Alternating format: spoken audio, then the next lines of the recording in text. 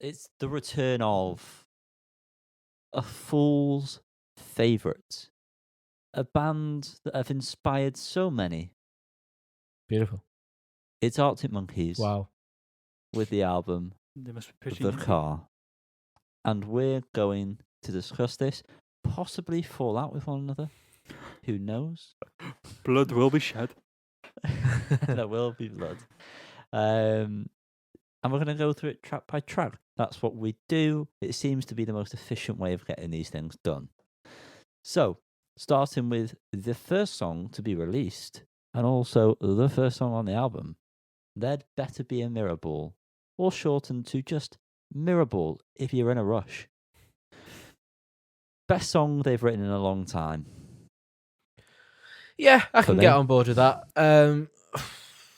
Star Treatment as well from the last album. I wax lyrical about that song enough, but it's We do. a fantastic opener. It's kind of like the modern Cornerstone in the emotion that it portrays. It does just sound better every time I hear it. It is just so grand and just beautiful, and it is just a wonderful song. Yeah, it is a stunning opener, to be fair. I think it really it's a good opener. Just say that. Let me split that into it's stunning and it's a very good opener. It's a stunning opener, if you will. And I do think lyrically, and in a few other places on this album, not the full album, spoilers, some of the best lyrics Turn's ever written, I would say. Magical. Yeah. But musically, yeah, like it's very... Sorry, come on. I'm done. I was going to say, like we mentioned when we reviewed it as a single, like I mentioned, this is one of the first Arctic Monkeys songs that I feel any sort of emotion towards, and I can't say why I don't mean that in an offensive way, but like to the other songs, but it just conjures up something within, and it's every time I hear it, it's smashed it with this song. Moving on to, I think, the song they played live for the first time on this album. It is I Ain't Quite Where I Think I Am. The eyes roll backing vocals are delectable. Yep. And the middle eight part is stunning. Possibly my favourite part of the song, to be honest with you. And I also, and this happens a couple of times, I like the guitar tone on this.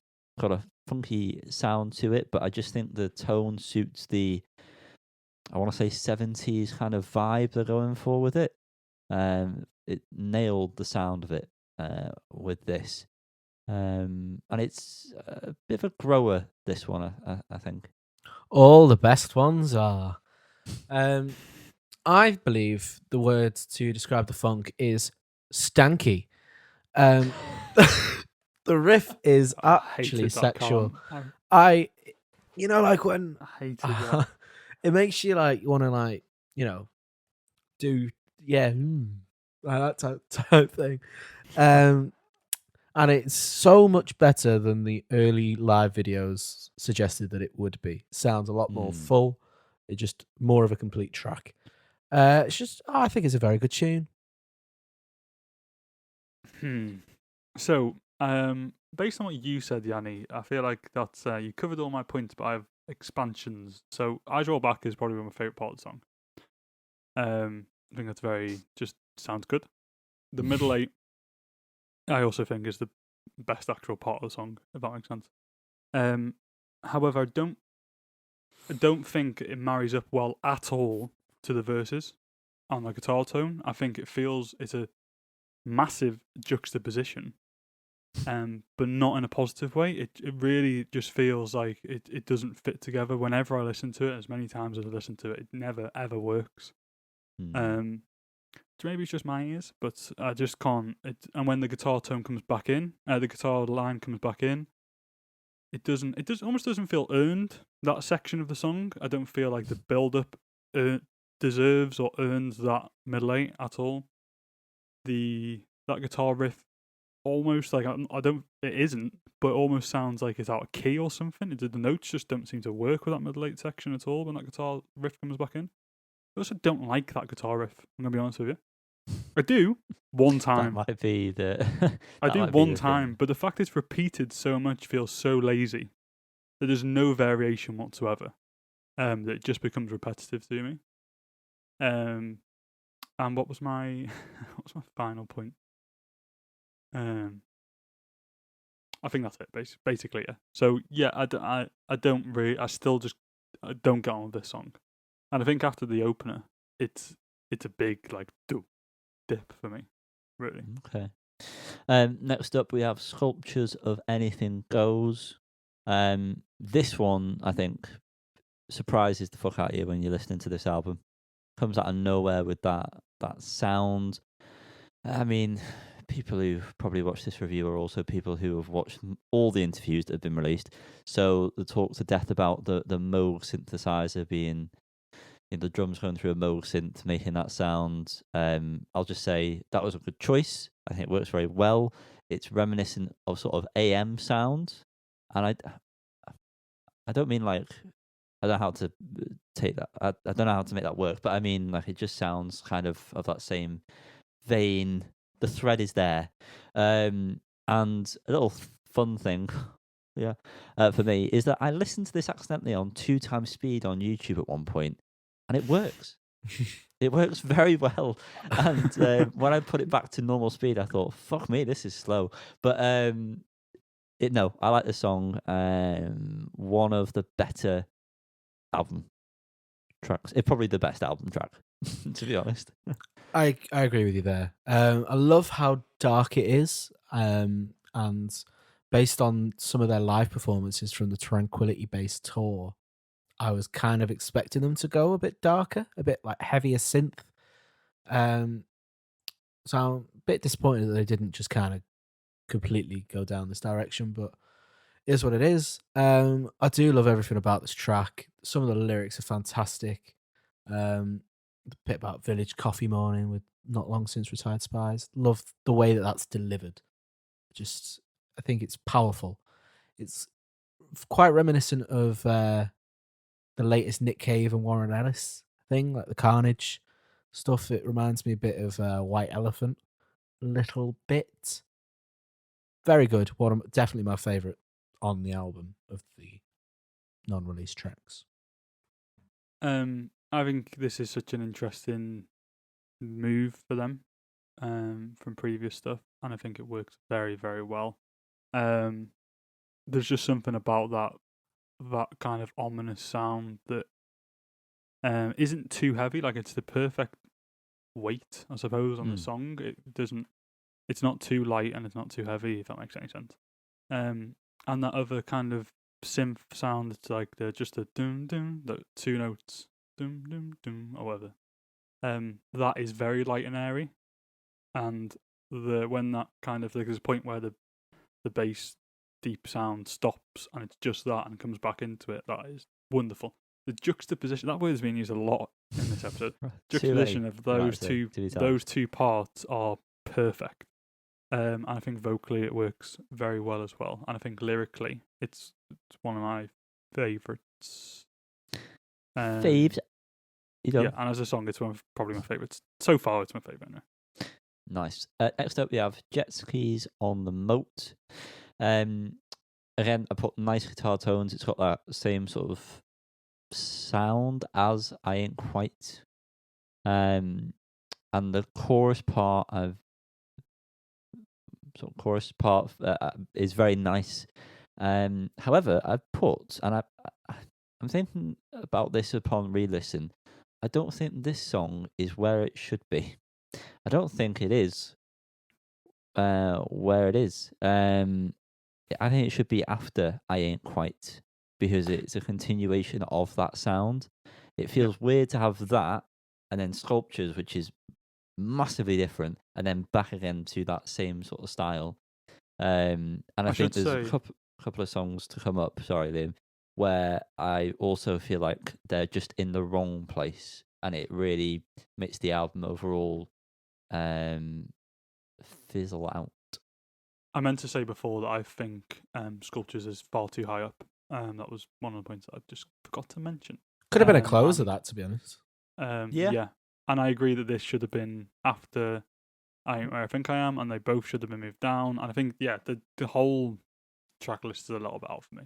So I get what you're saying. Jet skis on the moat though. I like it. Like the guitar tone. It's quite a sexy tune.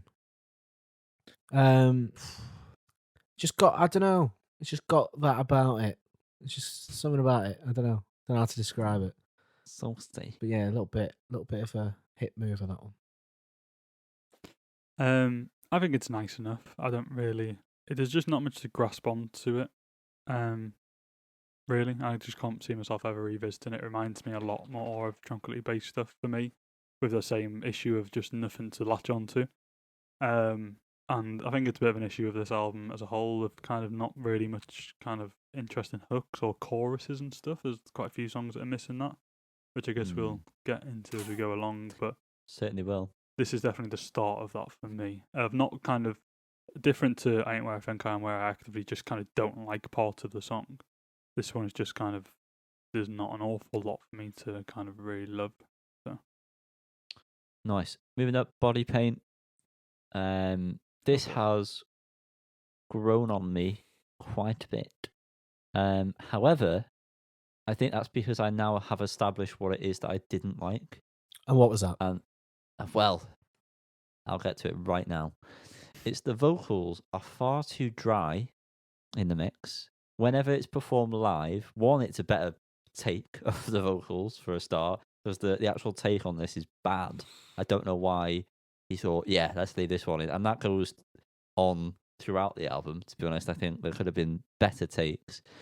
And it's whenever we have, well, I say we, because I presume most of us have seen a couple of live performances, have seen this been performed live, there is some kind of reverb or slight echo effect on his vocal, and it makes it sit in the mix a lot better. I feel like the juxtaposition between the ending, the body paint part, it just sort of, it's too sudden. It doesn't, that I don't really necessarily like that, or didn't really like that too much. Before I understood why I didn't like the song overall, but now I've established why I don't really like it overall, it somehow has made it more easy to listen to. I don't know if that makes any sense. I think the confusion for it was the thing that was putting me off, but now I've understood what it is. So slightly better, but not too much. Well, surprisingly, I really like this song. Some of the live performances, as you say, were fantastic. There's one that was released, Jonathan Ross, the other day, I believe, and there was a German TV one where they cut the second verse, sorry. And despite it feeling very abrupt, I think it just makes the song better. Yeah, that was weird. Yeah, I watched that and I thought something's different about this, but also it didn't seem wrong. Yeah, I do feel like it gets to that part a bit too abruptly, but it's by far the best part of the song, so it's not a bad thing that it gets there quicker. I love how distorted and heavy the ending is on the live performances. I wish that they just portrayed it better in the studio version. Because it's a good track. I just don't think they captured it in the best way. I think that last point's very true. I don't feel like they cranked it up to 11 enough on part of this album, and particularly the end of this song. You're right. It's not dirty enough. It's not. It also like kind of just fades out quite quickly at the very end, which is a bit of a disappointment. But but I've definitely this song's definitely grown on me a lot since we covered it as a single. I don't think I was a fan of it either, like Yanni. But now this is probably my favourite on the album, to be honest. The three kind of distinct parts of the song, I think, are all very good and work very well together, and it's the perfect kind of space in between the three parts. That kind of middle part that's almost like, I don't know, reminds me of like ELO or something. I can't Well, I did have some Hello. comparison in my head, but I can't remember who it was. But yeah, the ending is stuck in my head all the time. It's very, very catchy, and it kind of reminds me the most of old Arctic Monkeys, I think. Just some sort of hook or something that's interesting that they've always been known for. This is the closest on this album for me, anyway. Okay, and now we move on to The Car, coming into the second half of the album. It was interesting to hear finger picking on an Arctic Monkeys record. But do I need this song? No, I don't. I don't need this song. Well, that's a take. I am a big fan of the finger picking. I'm even more of a big fan of the fact that Alex mentioned the Submarine soundtrack in an interview, which does not get nearly enough respect that it deserves. Great film, great book, great soundtrack. I adore this. I understand what you mean about it kind of not being needed. I do get that, but I think I just love it. I think it's the most different they've gone. And while it still remains a guitar track, I think it's kind of like a nice direction, and it's not some sort of like, I don't know what point I'm trying to make here. I understand why with this whole album, I understand why people don't like it, but me, I just do. I just really like it. You're allowed to be Wrong. wrong. Yeah, I was wrong. I was going to say, I was trying to trick you. Maybe you thought I was going to say right, but you are wrong. No, I agree with you. And you have to, we just don't need this. It reminds me a bit of like with the finger picking, almost kind of like Latin sounding, and it reminds me a bit of like early Paul Simon stuff a little bit. And that's all I kind of really think about it. To be honest, there's not much more to think about, I don't think. So yeah, bit of a meh. Is Mango okay? Yeah, Lydia's just gone out, and I think she's quite sad about that. Should we bring her on the podcast? Grow up, Mango. Grow up. She wants to come and sit on my knee, I think. Stupid bitch. Say hello to everyone. Hiya. Say everyone. Hiya, Mango. I think she's just looking to see if I've got some sort of toy or treat up here, to be honest. Got a bit of a Deirdre Barlow neck going on, hasn't she? Brilliant. Say hello to everyone. Right. Okay. I think that's enough. Go on, crack on. Yeah. Next up, we have the song Big Ideas. I think this is a very good version of this style of song from this album. The chorus, I very much like. It's very cinematic in a way that actually works. And the solo towards the end is one of my favourite solos that the band have laid down on a track. So yeah, this is a contender for my favourite of the album tracks. But obviously, it's not going to beat Sculptures for me. I love that track, but I agree. This does what it's trying to do extremely well. The chorus again, well, not again because it's one of the only choruses on the fucking album. Works fantastically. I was excited to hear this when I heard one of the bootleg live versions, and it did not disappoint. Yeah, I agree that this really does what it's trying to do very well. I think part of that, and it was a rabbit on, is it's got that kind of chorus or hook or whatever that comes in every so often. Oh, leave me alone. And I just think it sounds very well, very nice. Just a very nice sounding song. I don't quite know what it is that is different between this and The Car. It's just a style preference thing, I think. But I think it's very nice. Next up, we have Hello You. This is one I sort of completely forgot about, to be honest, until I re-listened to it. The little repeated part in the chorus that's played, the motif, you might say, is extremely pleasant to my ear holes. And upon the re-listen, I've realised that I've liked this one quite a bit. However, this is where the comments come back again about I feel like this is in the wrong place on the album. Where would you put it? I feel like I may put it earlier on in the album. Don't know exactly where, but definitely earlier on. Okay. It seems like a morning song. Does that make any sense? I don't know. It feels like early on. Fair enough, mate. I like Or how maybe like start the second half. Sorry to interrupt you. No, I like Yeah, but yeah.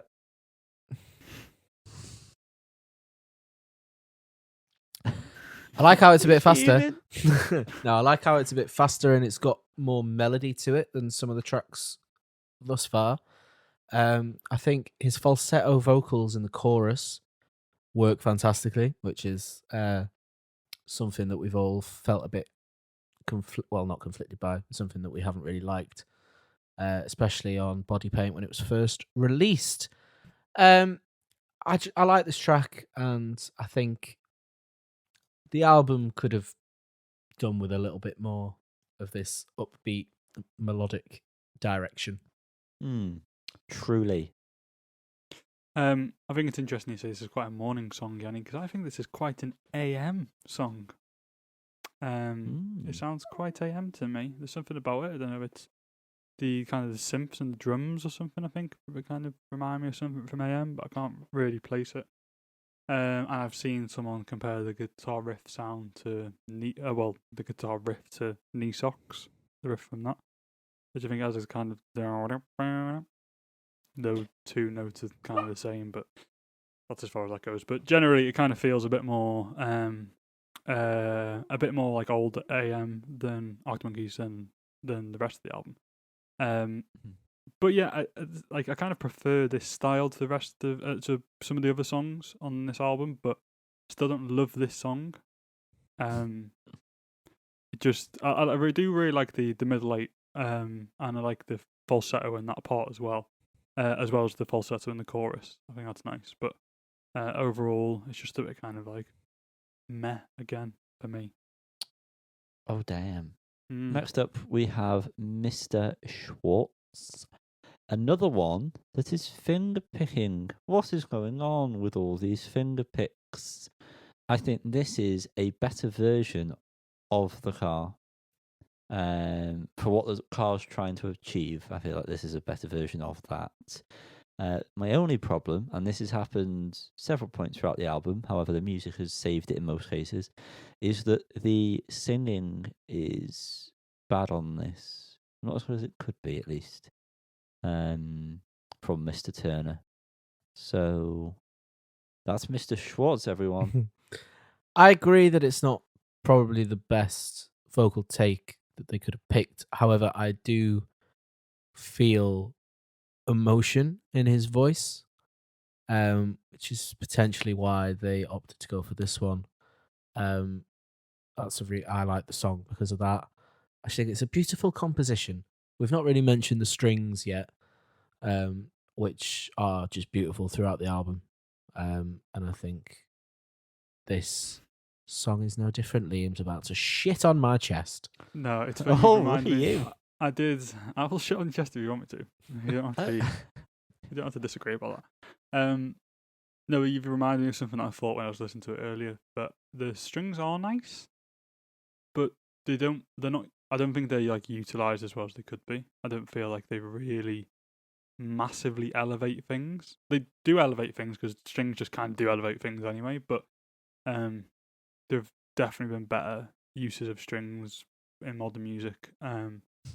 And I think some of it just seems a bit by the books in places. And this song kind of is one of those examples. But yeah, I agree with your comment, Yanni. This is a better version of the car, of what they were trying to do in the car, at least. And like, it's nice. I just don't love this style. I just don't. It just doesn't. I don't. I'm moving on. The final track, it comes around fast, except if you're listening to the album. It's Perfect Sense. It doesn't make perfect sense to end the album with this track. It's not a good way to end it whatsoever. And I'm afraid he's not vocally equipped for this song.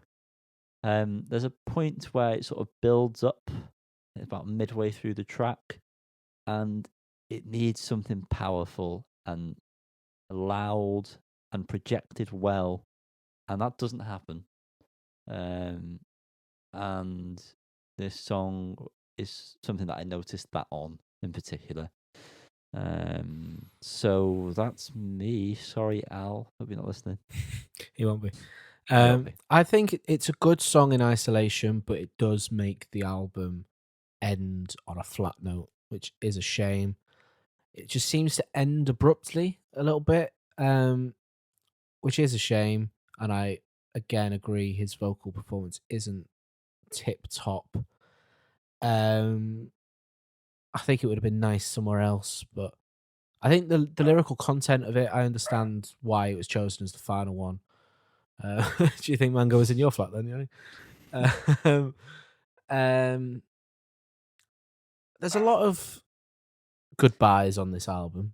I hope it's not a goodbye. Got me a little bit worried. Yeah, I definitely agree that this is this is the end of Arctic Monkeys and this is the final goodbye. Then yeah, it's very much a dud note. It doesn't just kind of like when I first listened to this album, I got this and it just played like something random next. I was like, well, that just doesn't. I don't feel fulfilled by that at all. Regardless of my other comments on the album, it just doesn't feel like a good closer. A good final moment at all. As a song, though, sorry, it's just hit me as you've been talking. I think Mirrorball probably would have been the best way to end this album. I thought Mirrorball would have been a good closer, but if they ended on Sculptures and they have the intention to make another album, that would have been a perfect way to, and then like that could have been the direction they went in. Yeah, I just feel like Mirrorball, I think we mentioned this when we covered it as a single, that it seems like a send-off, even though from the interviews that he's done, where he's talking about tranquility and he wants to get back in the studio and make a rock record, which, should have fucking happened instead of this. But I don't think it'll be a goodbye, but I feel like There'd Better Be a Mirrorball is possibly one of the best ways to end an album that they could have ever come up with. Yeah. Like the lyrical content of it fits.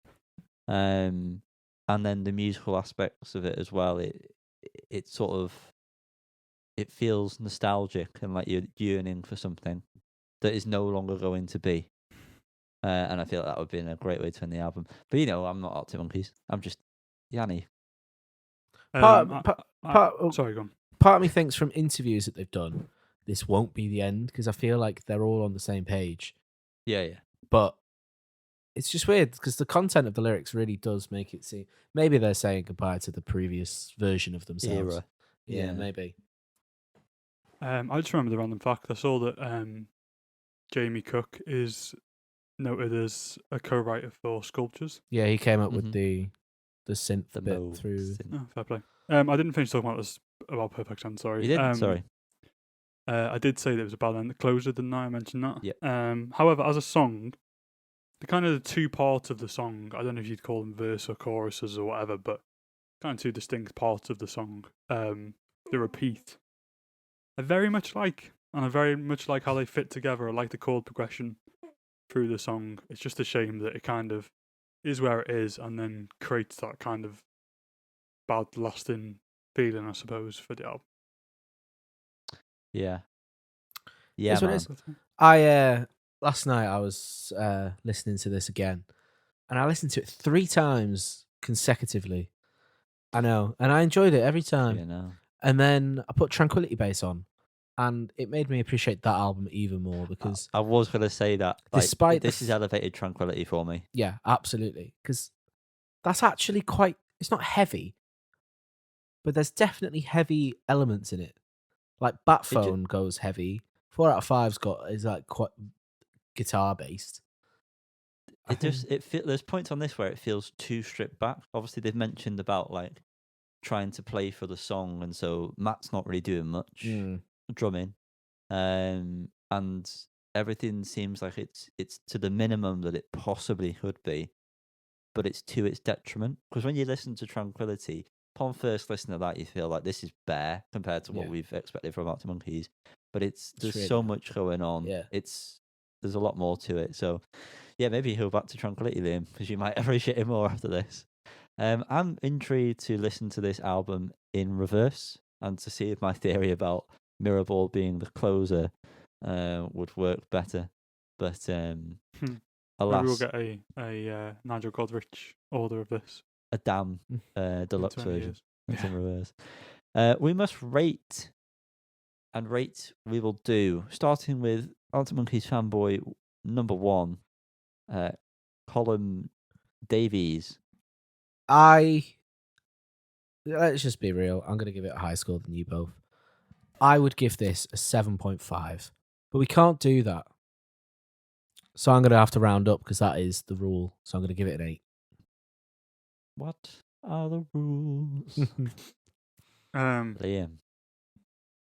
Struggling a little bit for a score. And so I've just had a thought of like, there's 10 songs in here. How many of them do I genuinely enjoy? This is going to end badly. And that happens to be one of the 2 numbers that I was toying between. So I'll go with that. And it's going to be 4 out of 10. 4 stars out of 10. I think I'm going to give it a 6. And that It's higher has than I been expected. uplifted due to the fact that I adore Mirrorball so much. I said to Mole, they could have just released Mirrorball and I would have been happy for the next couple of years. That would have been enough for me, to be honest. I think there's elements of this album that are quite puppety. Particularly. And I thought you'd have liked it more, Yanni, because it's all very Bondy as well. Not Johnny Bond from Catfish. We talked about the puppet link, didn't we, Jan? A little bit. Yeah, but it's just not as good as that's yeah. as that. It's not a good execution of that style. Unfortunately, it's made me annoyed that I've watched interviews. And they've said after you were away when we were talking about this name, so I'm just going to bring it up again. This is going to be great for everyone watching and listening. But they could have gone in and recorded, well, they wanted to record something more rocky. They wanted to find a newer version of like Are You Mine or something that they could end with that would have that same effect. And instead we've got this. I feel like this maybe could have been an EP. Just get rid of most of the tracks, release like an EP as some sort of tidying over thing, and then come back with an album that is better. Okay, mate. Something to think on now. It's Arctic Monkeys, mate. Not a shame. This is such a funny one to end. This is such a funny close to an album spotlight because we are all very different. I don't think we've ever been. No. It's one of the biggest ranges I think we've possibly ever had, and the fact that the other person's right in the middle as well is quite interesting. Yeah, I am instantly, and that's been Arctic Monkeys review for the album that is called The Car. If you liked it, then tell us what you liked about the album and if you agreed with any of the points we made. So yeah, thanks for watching that.